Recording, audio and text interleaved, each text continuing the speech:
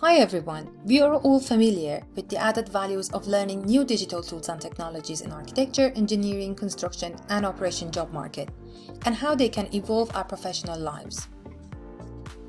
In this video, I will give you some tips on how to learn digital tools and how to choose what software to learn.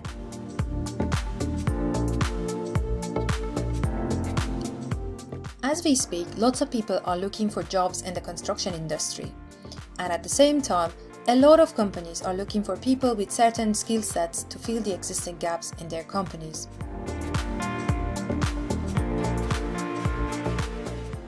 If you are a built environment professional already working in the industry, digital skills will help you go up the ladder a lot faster. If you are a business owner within the construction sector, you should constantly consider the competition and find ways to optimize your work. If you are a built environment student or a recent graduate, with a quick search on the available jobs in the market, you will understand what digital skills will help you stand out in the crowd and increase your chances of employability.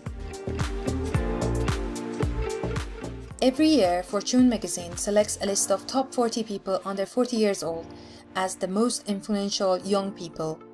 A lot of these people created new business using digital technology or introduced new digital platforms for existing businesses. Learning digital tools, technologies and platforms is very helpful if you are thinking about entrepreneurship and particularly startups.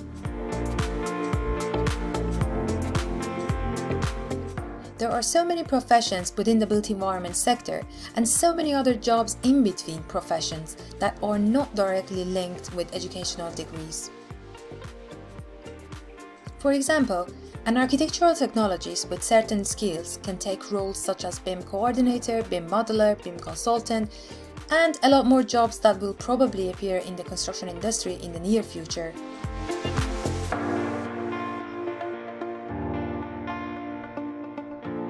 Various BIM tools are used in the built environment industry. They range from very detailed to fairly simple ones.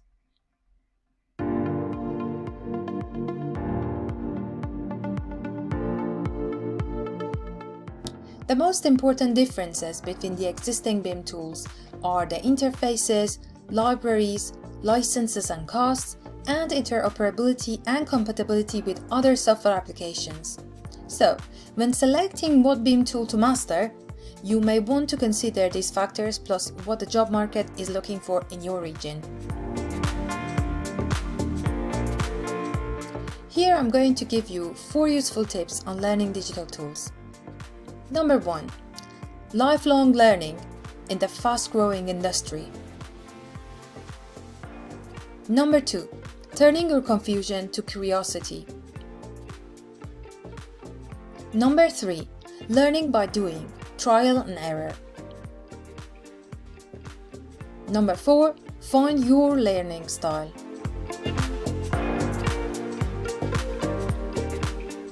There is no one single software that does everything. The world of digital technology is extremely fast-growing, so what is important is getting into the habit of learning new software applications, the ability to learn constantly and fearlessly, and becoming a lifelong learner.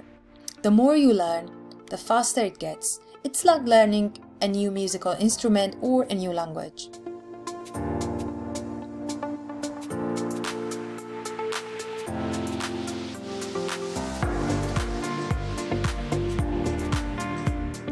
Knowing what the software is capable of doing, what it is designed to do, and looking at sample projects should be your very first step in learning any software application. Every software is programmed by software developers. Try to understand the logic behind the software application. Knowing the software and capabilities of a software and what is behind its programming is key. Let's analyze 4 different top 3D modeling tools. The logic behind Rhino allows it to freely work with points and mesh. This makes Rhino a perfect tool for curve shapes and geometries. SketchUp is a very user-friendly tool that works with surfaces, and that's how different geometries are made in SketchUp. 3D StudioMax is more complex, but has very strong interoperability with advanced rendering tools. Autodesk Revit, like any other BIM tool, has an extra ability to work with building elements that have not only visual characteristics but also physical, thermal, cost, etc. Getting to know and analyzing the software interface will help you learn a new software application a lot faster. Try to understand how different tools are categorized on the software interface. And knowing what different tools and functions a software has. There are lots of similarities between how you modify drawings and models in different software applications. When you are starting to learn a new digital tool or technology, confusion is natural. What you can do is turning your confusion into curiosity, knowing and accepting that this is an unknown world in front of you, full of new possibilities, and you should conquer it one step at a time. This is very important. Don't look at the whole image, one step at a time, and you will get there.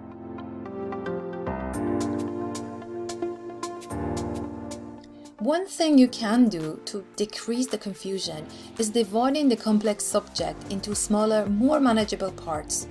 This is where tutors and guided tutorials become very handy. We all range somewhere between being digital native who can learn digital tools intuitively to digital immigrants who need reasoning, structure, and probably more practice to learn a digital tool. Set multiple, approachable goals and milestones, and create your own style.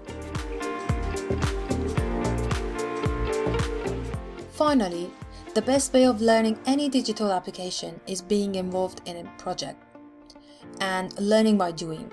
Do not forget trial and error.